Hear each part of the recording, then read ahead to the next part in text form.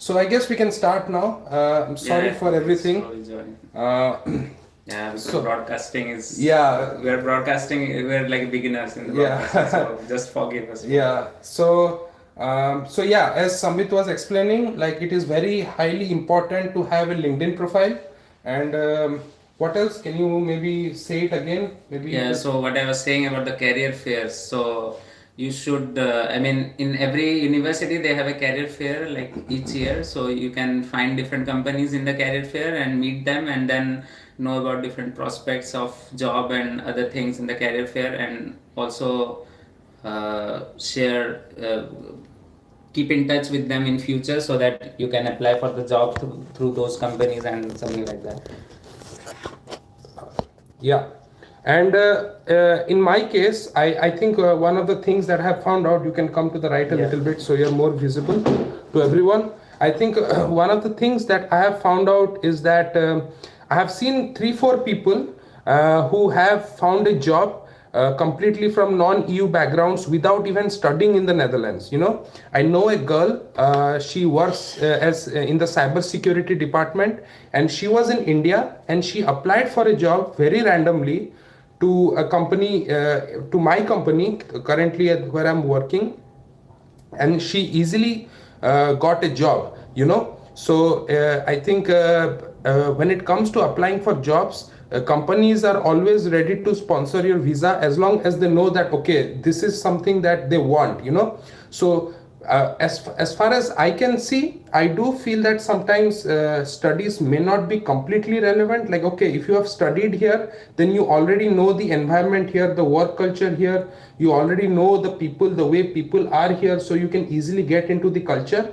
However, I think it is that the truth is that sometimes even if you haven't studied here in the Netherlands, it is very easy, or maybe it's not difficult to find a job in the Netherlands.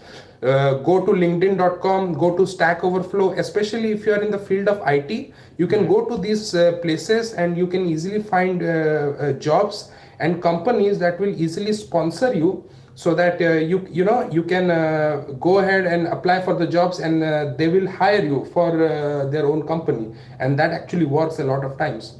So this is my experience, but I guess both of them are true. Truth be told, I only found a job in the Netherlands after I finished my masters. So what Sambit says really applies here. But yeah, this is how these are two different areas where people can find job, two different ways in which people can apply for job or approach a job. So this is my opinion. Do you have any more questions? No. Actually, I wanted to show something which might not be visible clearly. We'll leave the description below. So this video is from my YouTube channel. So here I have explained like a 26-minute video where I've explained a lot of things about working in Netherlands. And we'll leave that link below after we finish this live session. This will also help you to answer some of your questions about the internships, the visa, the search visa, and how much time you have after studying if you want to stay here, and all other questions. So coming back to our discussion, he's busy promoting himself, so yeah, he needs some time. Yes, sorry. I just, because I'm in my channel, I do these kind of videos like studying and living in Netherlands, so that's why I just wanted to make a shameless promotion here. That's allowed. I think that's allowed here. Yeah. So let's move to the next question. So let's check the list. Okay, so what is the salary in the IT sector in general? What is the average salary in the IT sector when someone is working in Netherlands? What is your experience like? As far as so when I started out as a Python developer in a company called Point Logic, my salary was 2,600 euros gross. I don't know if I'm allowed to say that, but I already said it, so doesn't really matter anymore if I'm allowed or not. 2,600 right? Euros, yeah, and it was gross. Okay. And I think you can, if you have no years of experience, and I think and if it is a new thing for you, I think you can expect somewhere between 2,600 to 2,800 or 2,400 to 2,800. I think that's the average salary, I would say, that you can expect in the Netherlands. And of course, the more you grow or the more you keep working, it got disconnected somehow again. That's really weird. But the more you go, more you keep working, or if you change companies, your salary is going to improve like 10%, 15% every time you grow a position, a higher position, or you change companies. That's well. So between 5% to 15%, I think, is the hike in salary. It's per month. Someone was asking, was it yeah, per it's month? per month, 2,600 euros per month. Yeah.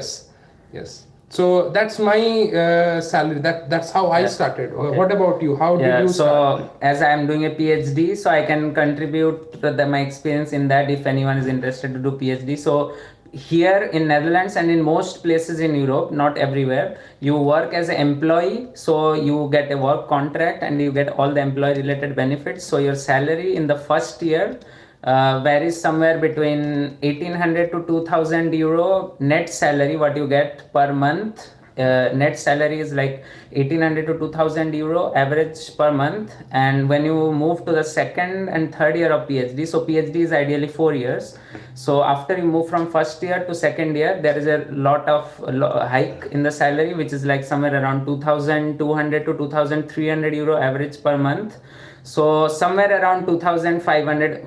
It ranges like 2,300 in the second year, then 2,400 in the third year, then 2,500 in the final year. So yes, it's, if you must be thinking that the salary is obviously very, I mean not very, but like 300 to 400 euro or 500 euro difference than what you get in a job. So that's how it is. But still, you are not a student, you are an employee, and you are getting most, I would not say most, but it is one of the best luxurious PhD as compared to other places in US or... Yeah, I mean, I know for sure that PhD scholars in India, I mean, I shouldn't compare, but they get 28,000 rupees per month, you know. But of course, we shouldn't compare like this. It's totally unfair. But I need to interrupt here. Vivek Mantri just asked, I missed a huge part of the discussion, like how to find a job without studying here. I think we have an important question towards the end where we answer, do you have to study in the Netherlands to find a job? So don't worry, you haven't missed anything. All right. Okay, so next, I think we have some other important discussions to make. Yeah. So what do you have in mind? We just moved through, we have made a list of 2-3 questions, so we just move through them quickly and then we can go with your questions that you asked in the live chat and answer some of them. So the next question is, how important is the Dutch language when you work in Netherlands? So how important is the language barrier or the language factor? I just got a comment here saying I want to learn oops lesson in the Python. Sure, you're going to learn. Just this live chat is this live chat is not for oops lesson. I think it's going to take way more than one live session to discuss oops. But yeah, let's coming back to the point, how important is the Dutch language here? Honestly speaking, in my professional experience of 3 years, I never had to speak in Dutch. In fact, I deny speaking in Dutch. Every time a lot of people have asked me, do you want to learn Dutch? Do you want to learn Dutch? I say, no, I don't have time to learn Dutch, you know. Why? Because I work in the software industry, you know. And sometimes what happens is, in the software industry especially, you don't need to learn the local language. You can get away by learning English, you know.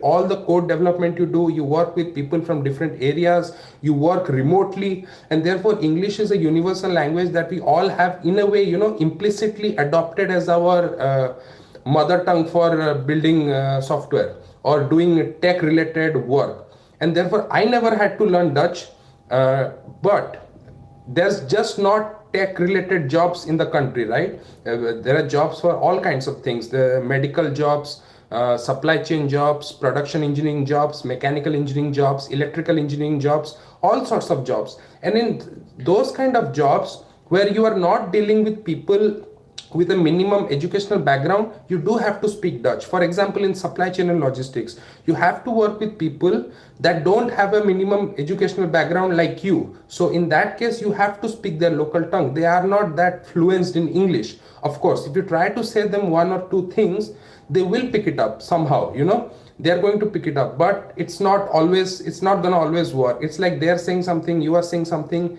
that kind of diversion happens. And therefore I feel, to work in the IT sector, you definitely don't need to learn Dutch. However, to work in other sectors where you have to work with all kinds of people, knowing Dutch is never going to harm you. It's in fact going to help you a lot. So if you're coming to the Netherlands and you have an opportunity to learn Dutch, I would say don't be like me. Take it. Yeah, that's my opinion. Yeah, the same thing. Like I have already stayed here more than 3.5 years, less than what how much Lenin has stayed here, but still. I mean, I personally say everyone that language is not necessary for finding a job. And I have said that many times in my YouTube channel also. He will leave the link in the description below for the newcomers who are coming now. It's called SambitPhd. And I have made many videos on this also, like whether you really need Dutch language or not. But the thing is that for social integration, and if you are working with different colleagues, it depends on the environment. Like if you are in a startup which has more international colleagues, it is fine that you don't know. As we have in our PhD, we have people from Mexico, Italy, Nepal.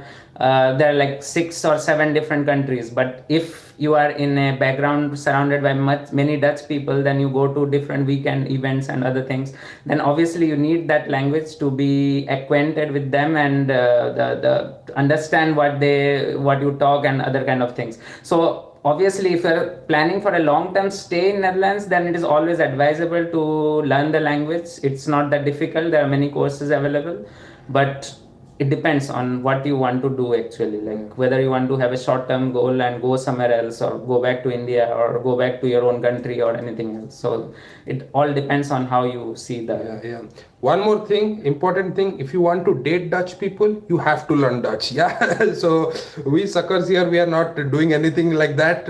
We can't, because they really prefer to date Dutch people, Dutch speaking people. So nothing related to what we are discussing here, just a fun topic. Just information. Another thing, one of my friends, Tom, who is watching the YouTube live session, he asked me to shout out Programming for Beginners, and really 3 cheers for Programming for Beginners Facebook group. If you are a new programmer, you are a beginner in the field of programming, make sure to join Programming for Beginners group in Facebook. It's really going to help you. They have subjects in all kinds of languages: Java, Python, JavaScript, everything, all that you can imagine. There is game development courses, there is machine learning courses, there is a ton of information. So make sure to join that group, and you will be soon a part of our community. So I guess we have been promoting everyone. You except me. So remember that you also subscribe to his channel if you are not a subscriber. I'm the only one left. We are conducting here. Yeah.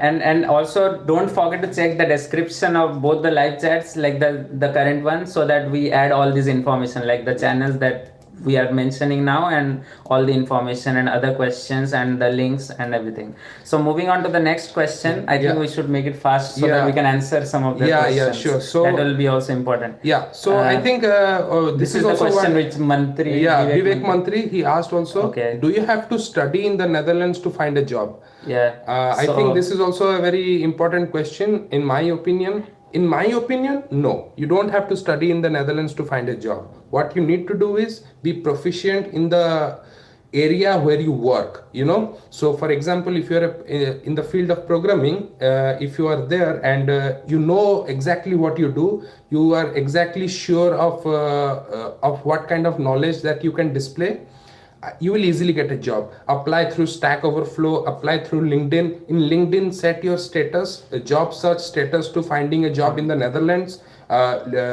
Recruiters on LinkedIn are really active. I mean, you can't even imagine how many people actually send me message every day, to join this company, that company. And sometimes it gets irritating, but if you're looking for a job, these kind of things can be really helpful for you. In my opinion, I gave you an example how a girl in the field of cybersecurity is actually working as the security developer in my company. She's the only girl who is in the security department, so she has a huge pressure on her shoulder, but she is doing awesome. And she didn't study here. She studied in the US, then went back to India, and then she found a job here. I know some other people who have come here. In fact, I know some homemakers, lady homemakers that came with their husbands to the Netherlands because they were working in the Netherlands, but then they themselves found a job here after doing 6 months of Dutch lessons. So I have seen these kind of examples as well. So my point is, if you're really good at what you're doing, I don't think you need to study here to find a job. But yes, if you study here, it does give you some extra advantage. Of course, it comes with other things like, you have to spend money here. Unless, you have a really good resume and you get scholarship. I didn't get it. It's very difficult. It's very difficult to get a scholarship in the limited Netherlands. It's really given to the, the cream of the cream people. So yeah, but if you ask me honestly, I feel it is not completely necessary to do your masters here in the Netherlands to find a job. What do you think? Yeah, so I mean, based on my personal experience, which might be very limited, but I feel that it is better to study here, maybe a 1-year program or a 2-year program, and then it will be easier for you to find the job. Because if you are applying from maybe India, because many people contacted me in my channel to ask, like, they did a BCom or they did like a MTech or something like that, and I think I should also mention about No, this. but finish your answer first, maybe then. So many people also ask, like, they've done BCom or something like that. But the problem is when you apply from that background, like doing a degree like a BCom or MTech or anything, then it's like, I mean, you need to have that kind of profile, like you are not in Netherlands, so you don't know who are those companies and something. You are only externally communicating via those web portals, that the job portals that they have, and obviously LinkedIn is available, but I feel that you somehow lose that edge over others. I mean, it's difficult to explain, but that's my experience. Like, it's very not substantiated well, but that's my experience. Okay, no, but sure, every experience counts, sometimes you need it, sometimes you don't need it. I mean, they should know of all the pros and cons, all the ways that they have, so that they can find a suitable job here. Or if not here, if they are unable to get it here, what should they do? If they are applying for a job, not getting it, then maybe doing a master's in their field will really help boost up their resume. I think that's the whole idea, Yeah. So yeah, I mean, that's one of the most important things. And I think there was a question that So the question was like, how much do you pay for the masters from Ibrahim, someone? Yeah. So I think now the current fees in TU Delft, it's almost the same in all Dutch universities, like €1,000 difference. But in TU Delft for internationals, because they pay a lot higher fee as compared to the Europeans. And international, by international he means non-European. Yes, because even Europeans and not from the Netherlands, they pay like 2,000 to 3,000 euros per annum. Yeah. Non-EU students, I remember 13,500 euros per annum. Same, yeah. But now I think it's around 15,000 to 16,000 euro per year. That is what you pay if you do a master's in Netherlands. If you do an MBA, that's really, really expensive. I don't know exactly, but I remember one of my cousin sister did MBA 2 years back in Rotterdam, and she paid like somewhere around, for 1 year, they paid around 30,000 or 20,000 euros. I don't know exactly. We'll leave the links below, the exact information, but MBA is really expensive. So I'm just saying, like, as a whole, the studying is expensive. Like, but if you compare to other places, which we should not go here, like US or something, it's really cheaper. It's not like that high.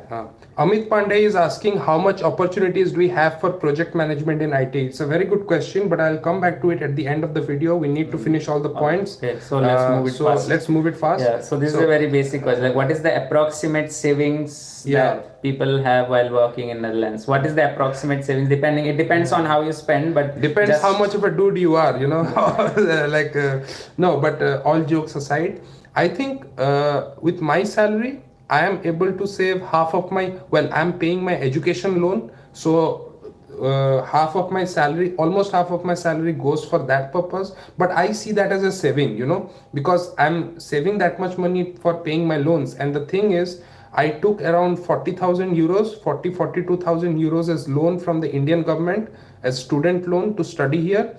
And I'll be able to pay all that back with interest, with 12.75% interest per annum. In 3.5 years. So I think that's a huge deal, So I'm paying a lot, and I'll pay off everything in really less time. And that is my savings, actually. I consider that as savings. So next year, around this time, if I'm earning the same salary, I hope not, then I would be able to save around, let's say, half of my salary. Mm. So Yeah. 1200, 1300 euros per annum, I can save easily. That is around 1 lakh per annum. Like in Indian money, that is around 1 lakh per annum. Yeah. Yeah, so the same, like if you generalize it, it will be something like, if you are getting a salary, even if you are doing a PhD or a job, if you get a salary of somewhere greater than equal to 2000 euro per month, then you will be saving 50%, which he said rightly, like, so it will be somewhere around greater than equal to 1000 euro per month. So you will definitely be saving greater than equal to 1000 euro per month, even if you travel little bit and spend on food and rent and all these things, unless you are living in Amsterdam, because compared to the rent, food is almost the same all over Netherlands, but rent in Amsterdam is somewhere around 1000 euro, 700, 800,000. I mean, in 1000 also, whatever you get in Amsterdam will be equivalent to a 600 euro or a 500 euro or a 700 euro house in Delft or in southern part of Netherlands, near Maastricht or Valkenburg or other places. So that's the only thing you might spend more if you live in Amsterdam. Otherwise, your savings in general will be greater than equal to 1000 euro easily. And how you calculate that, we'll make separate video on it, or we'll leave the information below. So let's move to the last question so that we can answer their questions. You are in a hurry. Don't be in a hurry. It's okay. They're here to stay. Don't worry. They're enjoying this. Are you enjoying this video? Let us know. If no, comments. We'll try to make up something to make you feel more comfortable. But I hope even if you're not enjoying it, I hope this session is informative. Maybe you can come back later. Yes. Yeah. So okay. So thank you, Amit. Thanks, Amit. Yeah. So what's the work culture, right? So I think that's the most important thing. If you move here for work and you get frustrated, I think that's the worst thing that can happen to anyone. So I think one of the most important things to discuss is what is the work culture here in the Netherlands. The work culture is pretty flat. There is no hierarchy here. Of course, there is an implicit hierarchy. Where there is like a how to say, like, you don't have to respect the king, but then, I mean, implicitly there is a little bit. I have felt that you will feel that someone with a bigger position, when he or she says something, has a bigger impact than a junior guy saying something, though not as much as in other countries where I have experienced. Honestly, it is still very flat, I would say. A lot of effort or a lot of importance is given to quality. A lot of importance is given to how the person is performing, how much are you promising and how much are you delivering. So I think work culture wise, Dutch people are very I think they are very work focused. 8 hours of job, they will kick ass in 8 hours, and then they will go spend the time with their family or friends. They don't shy away from work, they don't shy away from parties, they don't shy away from meeting, they don't shy away from anything. I think for them it's all about proper time management. And one of the things that is very important is that you need to be like, you cannot be late to something. If you are late to something, it is not seen as a good quality. Like people think he cannot keep his word, because attitude determines a person rather than skills, because skill is something you can develop over time. However, attitude is not something you can easily develop over time. It's there in you or you are not. Either you are honest or you are dishonest. Either you are active or you are inactive, like that. So in a way, I think work culture will really support you. If you're active, you do what you promise. I think all of this is going to work in your behalf. If you slack, then it's not good. Then you might have to pack your bags and go back from where you came. That's what I feel. What do you feel? Yeah, I mean, there's a huge work culture between am I right to assume? No, not India. Am I right to assume that work culture in a IT company can be different from a work culture in a university, in PhD? Yeah, I mean, it depends. Like, if you are in university, you generally meet your supervisors and your colleagues, like your PhD colleagues. So it depends on what kind of university you are. So if you are in a big student university, not in a distance learning university as I am doing my research, then you might meet a lot of people and you have to teach some students. So you have to interact in different ways as compared to doing in a distance learning university. So the thing is like, the common thing that I can say between working in a company and working as a PhD is like, uh, the flat structure that he mentioned, that is very common, and everyone values your opinion. So it's not like uh, you are the junior most employee, or you are in the very bottom rack of the company and you cannot raise your voice or something like that. So everyone values your opinion. And what I like the most is what he mentioned about the work life balance. That is, they work, and the thing is like, they have a very good planning. That is the reason why they have a good work life balance. Exactly, completely. So Totally. the planning helps, and I think that is what most of the people, I don't know about the rest parts of the world, but that is what I learned a lot, and it helped me in all those things, like everything. It helps you a lot in every other fields. Yeah. So I think it's also a great way to learn time management, you know. Yeah. Like I think people, it's very important that we have 24 hours. We want to do all these kind of things. It is very important that we learn the art of time management. Honestly, when I came from India here, I didn't know anything. Not that Indians suck at time management. I mean, Indians are at the top management level in a lot of companies, you know. It is just my behavior, my attitude to life. You know, I was slacking everything. I didn't care about a lot of things. But once I came here, once I saw the course schedule, I felt the pressure of 40,000 euros on my shoulders. I think time teaches you that. I think maturity comes with age, and I think the more you apply pressure on yourself, the more you will improve. You know, it's not about finding a job that suits everything. You know, I think an opportunity is about pushing your own boundaries, because this is one life we have, you know, and whatever we want to achieve, we have to achieve in this one life only. So I think it all depends on your mentality, but this is really one good thing that the Dutch people have taught me is time management. And I actually really thank them for that. So Vivek Mantri has again asked, one of my friends works in Switzerland. He saves 3 lakhs rupees per month. I think both are EU countries, but why so much difference in pay? You know, there is I think economy wise also there is a difference between Switzerland and and Netherlands. Sorry, you want to say something? No, yeah, the main point of what I want to say, just to clear Vivek, and then you can add. If you see the cost of living, you can go to any website and see the cost of living in Switzerland may be like 2 or 2.5 times more than what you pay in Netherlands for food and everything, like food, rent and everything. So when you pay that high, just like Tokyo or Zurich or Switzerland, anywhere, that's the reason they get that salary, so that they can, so you should see the cost to savings ratio instead of seeing that's true. But also remember one thing, that also the position matters, you know. Like let's say I'm a developer with 3 years experience. I'm getting a certain amount of salary, and in that salary I live in Amsterdam and I'm able to save 1 lakh per month, you know.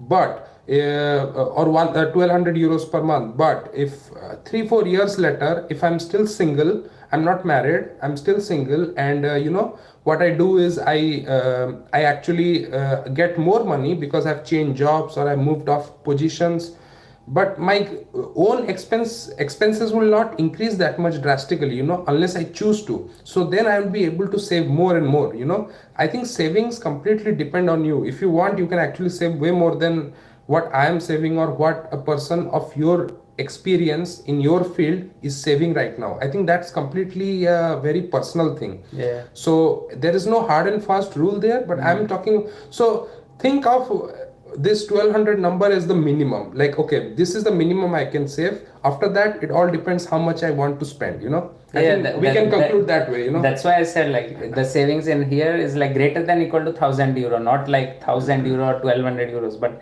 depending on your profile, it can be 1500, it can be 1000. And I understand your question, like you said, like 3 lakhs. So I also know personally some people who work as a PhD in ETH Zurich in computer science. They save more because their salary is more. As a PhD, they get more salary as compared to what you get in Netherlands. So in some cases it might be true, but that's how it is, as we discussed. Mahesh Babu has asked a question: how opportunities for DevOps engineer? What is the opportunity? Believe me, I think DevOps is one field where we are going to have huge opportunities in the next 10 years. I mean, we already have a lot of opportunities, but I think in all the fields, I think DevOps is a field where we are going to have really good opportunities. Think about it. Like when I started learning Python and I started learning how to extract data and using libraries to extract data, transform it, I was very happy and I was using it to build software. Now we have ready-made business level software available called Stitch that completely extracts data from any API you want to your data warehouse. So there is nothing to manage there, and they're doing it for a very cheap price. All you need to know is how to maintain the pipeline. All you need to, so I believe all these kind of things, machine learning, data extraction, data transformation, all of this is going to become a library in the next 5 years. You just import something, do it like pandas, and then you are done. It's the DevOps that matters. How are you going to work on continuous integration or continuous deployment? How are you going to deliver end-to-end pipelines? So I think that really matters, and especially now I think Kubernetes, Docker, these things are on a rage. So every company is pretty much using it. Yeah. So I really think that DevOps is, and in the Netherlands especially, DevOps has a lot of potential. I mean, DevOps jobs in the DevOps department is already rising, and I'm sure a lot of companies, more jobs are going to come up in the next 5 to 10 years. I'm pretty sure about it. Not only in Netherlands, I think anywhere. So Vivek Mantri is finally happy about DevOps. All right, at least we made you happy about something. If you have any other question, all the people who are watching us, could you, we are here for another 5 minutes maybe. If you have any question, please feel free to give us back so we can reply you back. So I'm okay. How likely is it to get a job? There is Mohammad Wasim has asked, how likely is it to get a job in AI industry, specifically in computer vision domain as a fresher? Are there any prerequisites or any requirement? See, there will always be prerequisites. They always expect you to learn something, especially in the age of technology where you have almost everything available. You can actually build your own small project and show it as a resume. That's what people do. In fact, check my programming trends video on my channel. There I have talked about what kind of side project you need to do so that you can show it off on your resume, and the world is moving at a completely different pace than it was moving in 10 years ago probably. So I think in AI industry there's a lot of potential. I mean, honestly speaking, almost every company, every tech company is using machine learning in some way or the other. Computer vision has been like AWS recognition, Google Vision. They're already simplifying the issue of computer vision. Like image recognition and stuff like that. Now you can just import it and apply it for processing your images. So I think there is a huge potential in this field, especially AI, machine learning, DevOps, data. I think cybersecurity is the next. I think cybersecurity is something that hasn't burst yet. It's booming, but it's still, there is, I'm sure in the next 2-3 years there is going to be a burst in cybersecurity, given the fact that Facebook is misusing all our data. So yeah, I mean, now I think it's not because of GDPR. I think it's better in Europe compared to other places. Yeah. So yeah, I think there is a huge potential there. And if you are a beginner, make sure to go to Programming Trends video on my YouTube channel. It's the first video there, and you can easily see what are the trends, what are the languages people are learning, what are the side projects people are doing. So you can also prepare yourself in that way. Let's see what other questions there are. Mine is still pending in second question. How much opportunity do you have for project management? How to apply while sitting in India? Which one? The project management. Project management in IT, yeah. Amit Pandey, don't worry, I'm going to come back to your question. But one more question here: how much opportunities do we have for project management in India? In IT, sorry, not in India, in IT. Okay, so here's the thing. Project management, even project managers, as far as I have seen, product owners, project managers, they are also tech people. They are not someone who come with a management degree or any kind of degree. They are also tech people. They came to that position by being a developer. That's what I have seen. So they have knowledge about all kinds of software. They know how to deliver an end-to-end project, and therefore they can they have a team and they can strategize their work in such a way so that they can deliver end-to-end project. Of course, to be a I believe project management is a position where you can only reach when you have a certain level of experience in that company. Like, it's very difficult. Actually, one Indian actually joined our company, and he is a product owner, and he joined as a product owner only because he had really good experience in booking.com in the same field. So unless you're coming from the same field from a different company to another company, I think you need certain level of experience in your own company, so that you can reach that project management level. So you can decide, okay, this is our current stack, this should be our future stack, this should be our future business goals, stuff like that. So there is a good opportunity. I wouldn't say there is not, but I think you need to put in a little bit more effort. Let's go to the next question. How to apply while sitting in India? Man, go to LinkedIn and Stack Overflow. That's the best place I can say. If you are a developer, especially, go to LinkedIn and Stack Overflow. If you're from other areas, go to LinkedIn. There are so many jobs waiting for you to catch, man. Believe me. How to apply for Netherlands in project management? I'm already working as a project manager. All right, then I think the best way to look for it is go to LinkedIn and search for project management jobs in the Netherlands.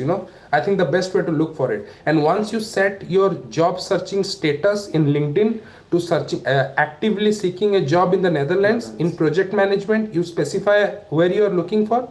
Recruiters are going to hound on you, believe me. So don't worry, if you are good at what you're doing, you'll easily find a job in project management. So the first thing everyone should remember is like, that is the only pill, LinkedIn. Have a good LinkedIn profile, and then you can get all those things. Yeah. I mean, if you have a good profile, then it will match with what the recruiter is looking for, may it be in developer or project management. Yeah. Maybe you can. Yeah. What's your thought about blockchain? I have no thoughts about blockchain. I don't understand it. I understood a little bit. I don't trust it. I would rather invest in gold. Don't invest in Bitcoin, invest in gold. Believe me, you will be in a much better place. Okay, next question. Hi Lenin, learning Python and looking for Python dev job, and how DevOps and Python can be related, and how to find job in Netherlands. My God, I think we need another YouTube live session to answer this. 5-6 questions in one question. Find job in Netherlands, up 2 years of experience in US as PyDev. What are the other tech related to Py? Okay. I think I need to start. Okay, you're planning to be a Python developer. I just saw your next message.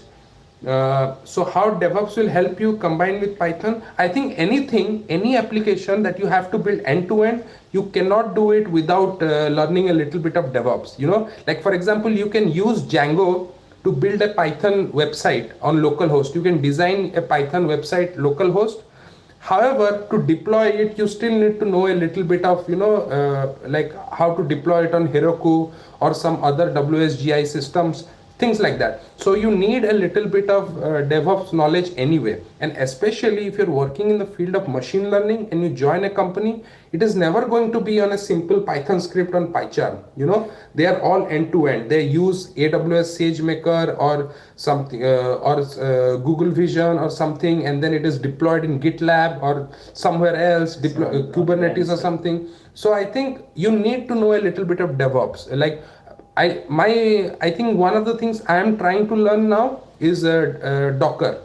I will learn. I'm trying to learn. I still don't know about it much, but this is something I want to focus on. So I think this is also a good tip for all of you guys who want to be in DevOps or you want to find something related to that field. Okay. All right. I think it's. I'm hoping that all of you are pretty, or at least a little bit satisfied with our YouTube live session. It went on for too long. Sorry for the initial disconnection. I don't know why our YouTube live session got disconnected, but I think we had a pretty good session here. And if you have any question, I'll give you the stage for everything. No, like if you have any question, make sure to contact me. You can contact me on Facebook. Go to pylenin.com and there you can find all my contact details. You can contact me on Facebook. If you have any questions about PhD related stuff, how to live in the Netherlands, Sambit here has a really good YouTube channel where you can learn about different kinds of things in the Netherlands, like how to shop in the Netherlands, how to travel in the Netherlands. I think one of my favorite video on his channel is he talks about what kind of money you get back from the Netherlands government. You explained okay. it in two videos. Yeah. What was that? It was something like benefits and Yeah, allowances. Like I forgot that name. So allowances that Netherlands provides you. So I think that these are some really informative topics where you really need to you can really learn about this on his channel. So make sure to subscribe to Sambit PhD, and if you haven't subscribed to my channel, make sure to subscribe to Pylenin. You will learn a lot about Python. And he's growing really fast and is explaining the Python concepts really in a not that fast. I mean, the way he's explaining is really like very easy for anyone who is a beginner or someone who is also a. This is the best thing about us. If no one of you praises us, we'll just praise ourselves and be happy with it for the day. But yeah, just last question. Can a fresher apply through LinkedIn in Netherlands? Of course, man. Of course. Make sure your LinkedIn profile is up to date. Attach your resume to LinkedIn so that recruiter doesn't have to message you to to get your resume. Those emails are not cheap. They are expensive and they don't waste much time. So have your latest resume attached on LinkedIn. Have all the projects that you have done attached. If you are a developer, have a GitHub account. It is really important. Every time you do something, push your work to GitHub so that you can share it with the potential recruiters. I think these are really important things that will make you, even if you are a beginner, help you a lot in finding a job in the Netherlands. Yeah, the best free advice that I can give is check Lenin's LinkedIn profile, or maybe my LinkedIn, or anyone who has doing studying in Netherlands, their LinkedIn profile. Will leave the description below. And if you have that perfect profile, then you can move on to the next stages of contacting the recruiter and other kind of things. So first have that profile. Yeah. Okay. So I think we are done for today. How important is having a reference while applying a job? Okay, I think I can answer this one. So I never came here on reference. All right. I didn't find a job on reference. I applied for a job and found it. Although I do think if you have a reference, it is really going to help you. I've seen a lot of people join my company and my previous company through reference. It actually works a lot. And just because you have a reference doesn't mean you're going to get directly recruited. You'll still go through the whole procedure, but your CV is going to reach the HR very soon, pretty soon than going through LinkedIn. That's for sure. I mean, you will easily jump over 100 candidates. If it's a hot job, like if booking.com comes up with a data engineer job, you can see on LinkedIn 1,000 people have applied like that. If you have a reference in booking.com, your CV is going to reach the recruiter much faster than the 1,000 candidates. I think reference really works. Reference really works. Yes.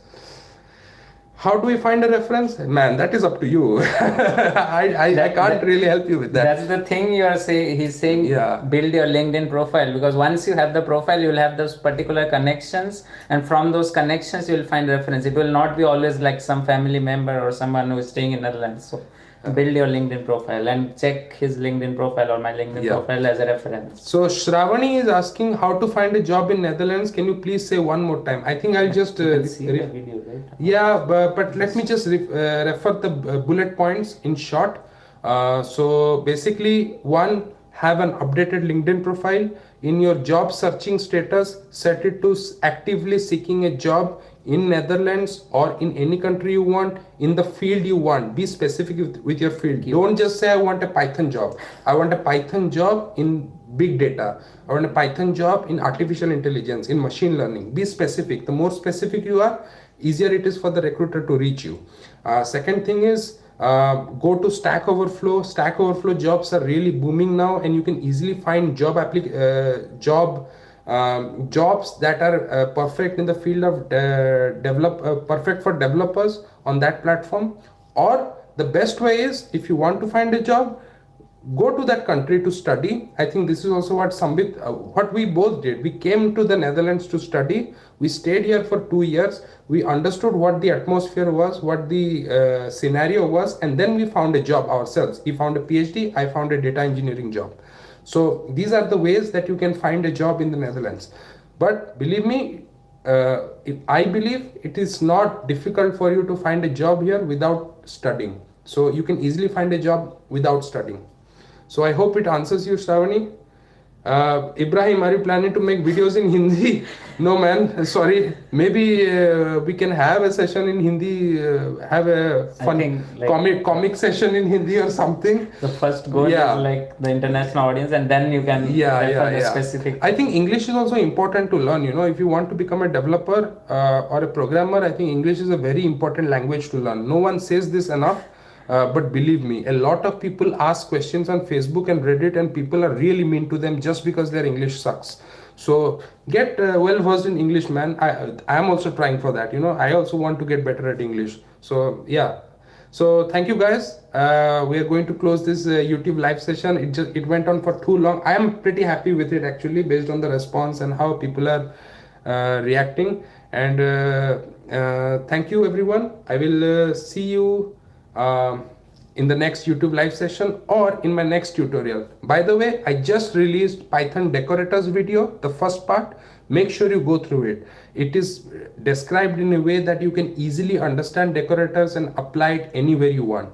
And please subscribe to this channel, support this channel and also his channel, and you'll find all the description about his channel in the description link below. Thank you. I will see you next time. Yeah. Bye. Bye.